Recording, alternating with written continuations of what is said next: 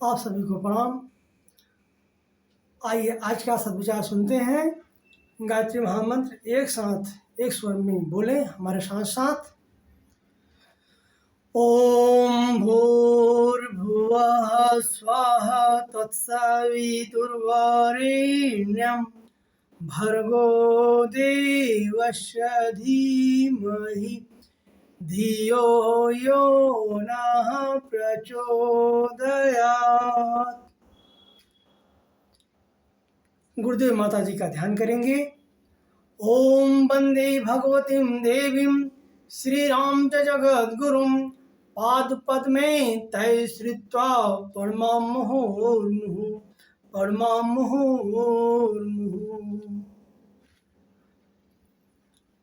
आज जो आप सभी सद्विचार सुनेंगे उसका शीर्षक है मनुष्य के जीवन में अस्थाई सुख कहाँ है। हम बहुधा शारीरिक सुख तथा मानसिक सुख को ढूंढते फिरते हैं, पर जो सबसे उत्तम सुख है उस आध्यात्मिक सुख को हमें खबर ही नहीं रहती।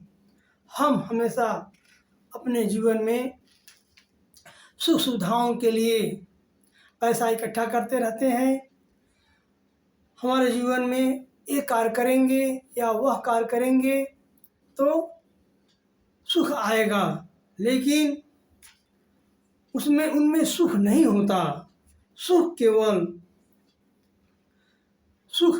का जो सबसे सर्वोत्तम स्वरूप है, उत्तम सुख है, वह आध्यात्मिक सुख है। इसके अलावा दूसरा सुख नहीं है।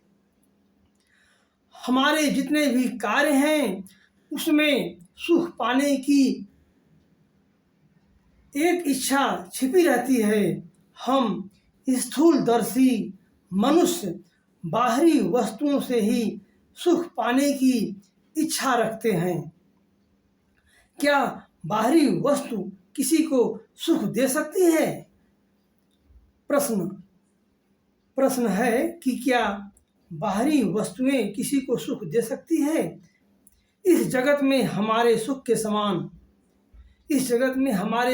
समान बाहर नहीं, भीतर है। इस जग में जो सुख है वो हमारे अंदर है, बाहर नहीं है। अर्थात सुख पाने के लिए बाहर ढूंढना वृथा है।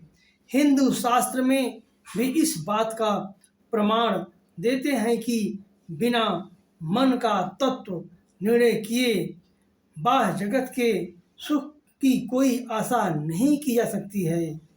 इसलिए मन का तत्व जानना और उस पर पूरा अधिकार जमा लेना अत्यंत आवश्यक है। मन को जीत लेने से ही हम संसार को जीत लेंगे। मन को हारे हार है, मन को जीते जीत। जब हम मन को जीत लेते हैं तो सारे संसार को जीत लेते हैं। मनुष्य के लिए सुख की, आनंद की खान भीतर ही है। मनुष्य का जो सुख है, जो आनंद है, वह उसके भीतर ही है, बाहर नहीं है। उसकी झलक बाहर भी दिखाई देती है, पर वह केवल झलक ही है। शास्त्र का कथन ठीक ही है कि यदि सत्य वस्तु ब्रह्म या परमात्मा का रूप जानना हो तो हमें अपने चित्त को क्षण भर के लिए स्थिर बनाना पड़ेगा। इसे साधना धर्म का अंग कहते हैं। इसलिए अस्थाई सुख प्राप्ति के लिए हमें धर्म का आश्रय लेना पड़ेगा। हमें अगर जीवन में अस्थाई सुख चाहिए तो हमें हमेशा धर्म का सहायता लेना पड़ेगा।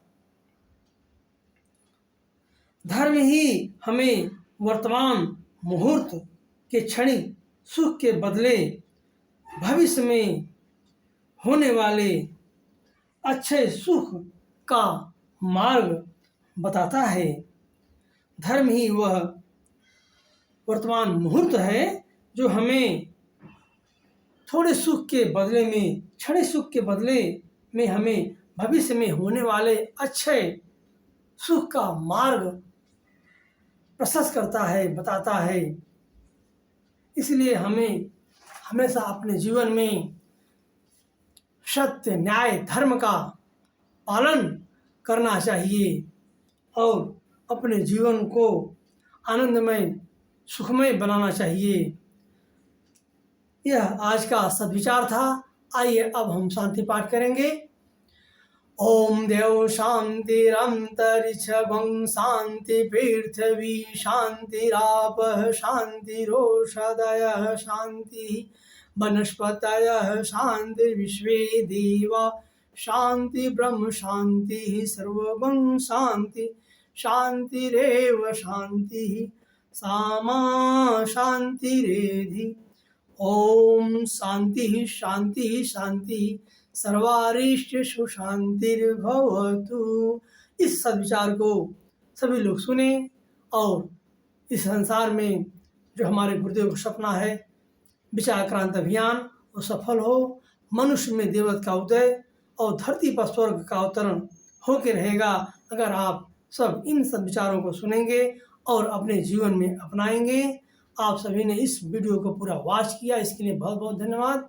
आप सभी लाइक करें, शेयर करें, सब्सक्राइब करें और अधिक से अधिक कमेंट करें, जिससे यह वीडियो अधिक से अधिक लोगों तक हो सके और लोगों का मन मस्तिष्क में अच्छे विचार आए और उनका जीवन सफल हो।